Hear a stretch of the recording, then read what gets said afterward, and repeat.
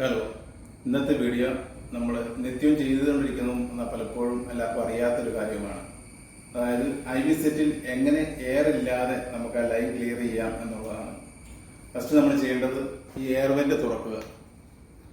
Air went തുറന്നതിന് ശേഷം ഈ chamber പകുതിയോളം ഫ്ലൂയിഡ് ഫില്ല് ചെയ്യുക.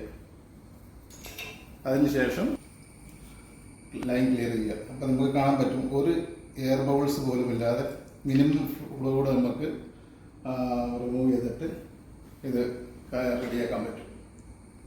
അതുപോലെ തന്നെ ഇത് ബ്ലഡ് സെറ്റ് ചെയ്യുമ്പോൾ ഇതിൻ്റെ ഈ ക്യാപ്പ്, നമ്മുടെ IV സെറ്റിൻ്റെ ക്യാപ്പ് അവിടെ ഇവിടെ ഇടാതെ ഒരു ഇൻഫെക്ഷൻ പോലും ഉണ്ടാകാതിരിക്കാൻ നമുക്ക് ഈ കൺട്രോളിൻ്റെ കൂടെ പുറകിലായിട്ട് ഇപ്പോൾ കാണാതിരിക്കും. ഈ കൺട്രോളിൻ്റെ ഇതിലായിട്ട് ഇത് ഇവിടെ